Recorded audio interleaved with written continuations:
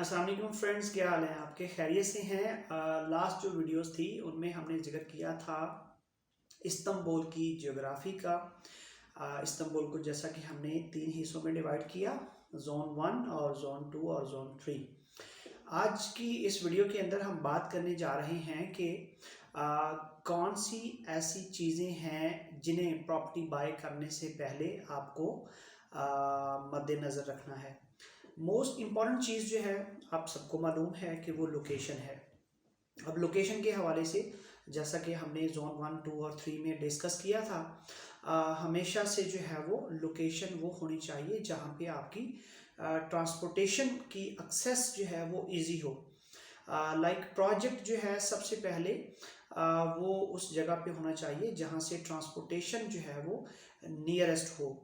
अब इस्तांबुल की ट्रांसपोर्टेशन के हवाले से मैं अगर आपको बताता चलूँ तो सबसे इम्पोर्टेंट चीज़ ये है कि आपकी जो मेट्रो है और मेट्रो बस है, यानी मेट्रो ट्रेन और मेट्रो बस, ये ट्रांसपोर्टेशन जो है वो सबसे इजी हैं क्योंकि इनका ट्रैक जो है वो टोटल इंडिपेंडेंट होता है और सेपरेट होता है, जिसमें आपकी टाइम सेविंग होती है। अदरवाइज इस्तांबुल में ट्रैफिक ज़्यादा होने की वजह से जो बाय रोड बस चलती है या फिर आपकी जो है वो टैक्सी है या आपकी अपनी पर्सनल गाड़ी है, उस पे आपको जो है वो टाइम ज़्यादा लगता है। तो सबसे इम्पोर्टेंट चीज़ तो ये होगी। सेकंड ये है कि प्रोजेक्ट जो है वो गलियों में नहीं होना चाहिए। प्रोजेक्ट जो है वो किसी मेन रोड के ऊपर जो है वो होना चाहिए, यानी ऐसी जगह पे ना हो जहाँ पे गाड़ी जो है वो आसानी से ना जा सकती हो।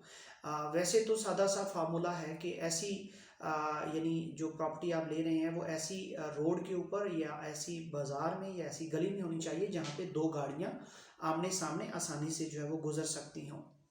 तो ये लोकेशन जो है बहुत इम्पॉर्टेंट जो है वो फैक्टर है।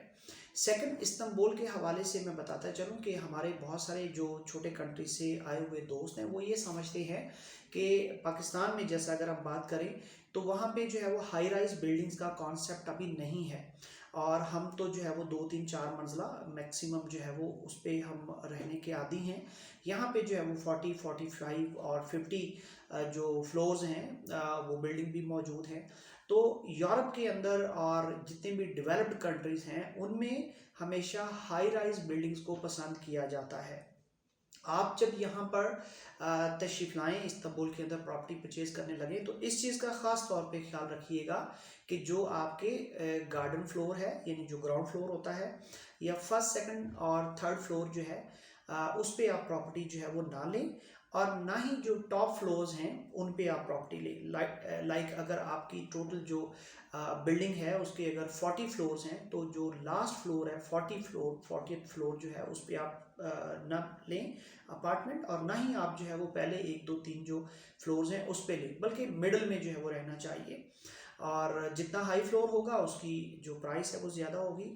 अब यहाँ पे अगर आप रेंट पे भी लेते हैं तो इस चीज़ का भी ख्याल रखिएगा कि रेंट पे भी कभी जो है वो डाउन फ्लोर जो है वो ना लें। मिनिमम जो है वो फर्स्ट, सेकंड, थर्ड फ्लोर जो है या इससे ऊपर जो है वो आप लें, क्योंकि यहाँ पे आपको पता है कि टेम्परेचर जो है वो 6 महीने सर्दी है ऑलमोस्ट जो है। अभी जैसे लास्ट मंथ जो है अक्टूबर से सर्दी स्टार्ट हो गई है और ये तकरीबन जो है वो मार्च अप्रैल तक सर्दी जो है वो रहेगी। तो धूप ना होने की वजह से जो फंगस है वो घर में लग जाती है और फंगस से बहुत सारी बीमारियां पैदा होती हैं। तो आप ये समझते हैं कि रेंट वाले जो दोस्त हैं उनको भी मैं एडवाइस करूंगा, और अगर आप प्रॉपर्टी बाय कर रहे हैं तो ऑब्वियसली फिर तो आपको जो है वो हमेशा टॉप फ्लोर पे जाना चाहिए। ये ना सोचिए कि पाकिस्तानी जो है दोस्त जो है वो हाई राइज बिल्डिंग को पसंद नहीं करते। तो पहला हमने बात की लोकेशन, दूसरी हमने बात की कि हाई राइज जो बिल्डिंग होगी, जो डेवलपर का प्रोजेक्ट होगा उसके अंदर आप प्रॉपर्टी जो है वो लें। थर्ड जो चीज़ है वो ये है कि ऐसी जगह पे आप प्रॉपर्टी लीजिए जिसमें कमर्शियल जो है वो एरिया ज़रूर हो, और अगर उसके साथ होटल भी मौजूद हो तो ये तो बहुत अच्छा है। यानी रेजिडेंट्स, उसके बाद कमर्शियल एरिया और उसके बाद होटल, ये 3 चीज़ें अगर आपको मिल जाएं हाई राइज बिल्डिंग में और अच्छी लोकेशन पे, तो ये एक बहुत अच्छी चीज़ है। आपने ये जो थर्ड फैक्टर है इसे मलहूज़े खातर रखना है। फोर्थ है डेवलपर। चूँकि यहाँ पे टर्की के अंदर नॉर्मली ये होता है कि लैंड मेरी है और डेवलपर जो है वो मिस्टर बी है, और जो मार्केटिंग करके उसको सेल कर रहा है वो मिस्टर सी है। तो मिस्टर ए, बी और सी तीनों मिलके जो है वो प्रोजेक्ट जो है वो मुकम्मल करते हैं और उसे जो है वो सेल करते हैं। तो डेवलपर जो है वो सबसे ज़्यादा इम्पोर्टेंस रखता है। अब बिलीव कीजिए, बहुत सारे ऐसे प्रोजेक्ट्स जिन्हें हम जब विज़िट करने के लिए गए तो इतने ज़्यादा जो है वो इंजीनियरिंग फॉल्ट्स थे कि उन्हें देख के ये लगता था कि मतलब ये क्या डेवलपर ने जो है वो इतना पैसा ज़ाया कर दिया, लेकिन वो भी बिक रहे हैं, धड़ाधड़ बिक रहे हैं। अभी जो है वो कल की बात है, कायतानी के अंदर हमने जो है वो एक प्रोजेक्ट विज़िट किया, उसका नाम लेना मेरा ख्याल है गैर मुनासिब है। तो उस प्रोजेक्ट में 204 यूनिट्स टोटल हैं, जिनमें से आप बिलीव कीजिए कि 80 यूनिट्स जो है वो सोल्ड आउट है और अभी प्रोजेक्ट अंडर कंस्ट्रक्शन है। विद इन 4-5 मंथ्स जो है वो अभी उन्होंने पोजेशन देना है। और उस प्रोजेक्ट के अंदर इतना बड़ा फॉल्ट है कि उन्होंने जो 1+1 अपार्टमेंट है उसके बेडरूम, इवन 2+1 जो है उसके जो बेडरूम्स हैं वो उन्होंने उसकी पार्टीशन जो है वो इस तरह की हुई है कि बाकायदा स्लाइड्स लगाई हैं, यानी लकड़ी की स्लाइड्स हैं, आप उसे ऐसे करते हैं और वो रूम सारा ओपन हो जाता है और स्लाइड के साथ आप जो है वो उसे बंद कर देते हैं। तो यानी उसके अंदर बिल्कुल कोई प्राइवेसी नहीं है। इवन वो जो आपका बेडरूम है वो लॉक नहीं हो सकता, वो क्लोज नहीं हो सकता। तो you know, privacy is very important factor in a family.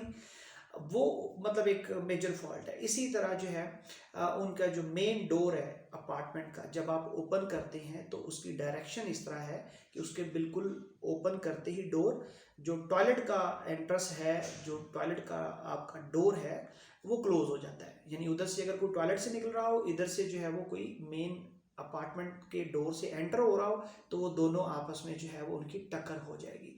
तो इस तरह की जो है वो 2-3 चीज़ें, इससे पहले कई प्रोजेक्ट्स हमने विजिट किए, उनमें भी ऐसा था कि रूम का आप डोर ओपन करते हैं और जो कंबी लगी होती है, जो हीटिंग सिस्टम है, ये शायद मेरे ख्याल में आपकी जो है ये बिल्कुल ये जो है वो आपको बैक साइड पे नज़र आ रही है, मेरे बिल्कुल ये लेफ्ट साइड पे है, आपके राइट साइड पे आपको जो कंबी नज़र आ रही है, इसके साथ जो है डोर वो टच होता था, यानी इसको लगता था। और इसी तरह बहुत सारे टेक्निकल जो प्रॉब्लम्स हैं।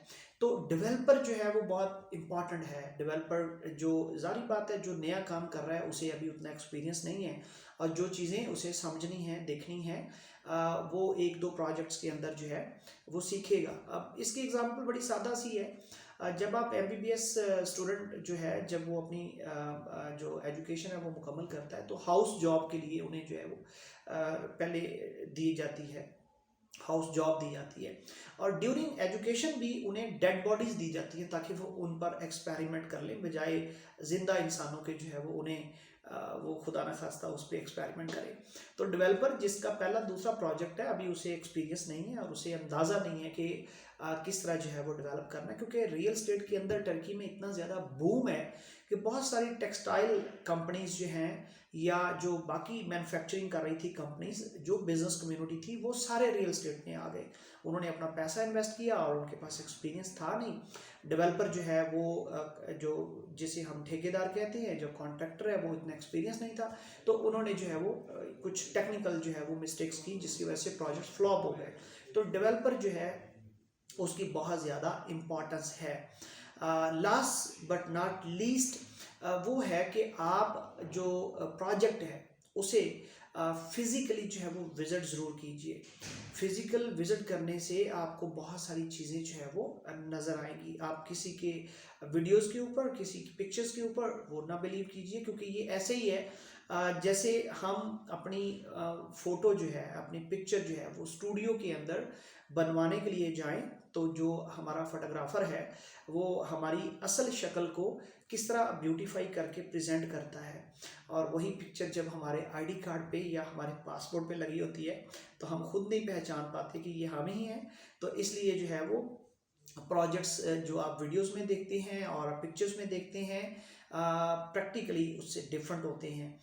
तो ये विजिट किए बगैर आप कभी भी किसी कंसल्टेंट के ऊपर जो है वो आप ट्रस्ट ना कीजिए। मैं ये एक आपको एडवाइस करूँगा। ऐसा नहीं है खुदा न खास्ता कि आपके रियल एस्टेट कंसल्टेंट जो है वो आपको चीट कर रहे हैं या आपको मिसलीड या मिसगाइड कर रहे हैं, लेकिन आपका अपना एक एक्सपोजर है, आपका अपना एक एक्सपीरियंस है, आप अच्छे से चीज़ों को समझते हैं, तो आप सारी चीज़ें देखभाल के लीजिए। और ऐसा भी पॉसिबल है आप एक जो विज़िट है वो कीजिए यहाँ पे तशरीफ़ लाएँ, आप प्रोजेक्ट को 2 4 5 10 दिन के अंदर विज़िट करें, वापस चले जाएँ।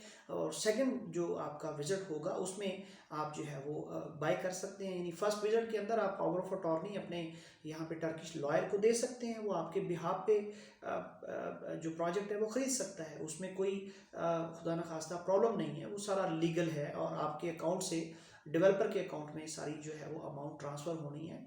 तो ये एक चीज़ है। इसके ऊपर हम डिटेल वीडियो जो है वो बनाएंगे कि आपको प्रोजेक्ट बाय करने के लिए क्या करना चाहिए, किन चीज़ों की ज़रूरत है, और जब आप प्रॉपर्टी बाय कर रहे हैं तो पाकिस्तान से किन डॉक्यूमेंट्स की ज़रूरत है, यहाँ पे उसका प्रोसेस क्या है, टाइमिंग क्या है, लॉयर आपकी क्या हेल्प करता है, कंसल्टेंट आपकी क्या हेल्प करता है। ये एक डिटेल वीडियो इंशाल्लाह ताला नेक्स्ट हम जो है वो बनाएंगे। आज का जो टॉपिक है वो क्लोज़ हुआ जी। अपना बहुत सारा ख्याल रखिएगा, हमें दुआओं में याद रखिएगा। अल्लाह हाफिज़।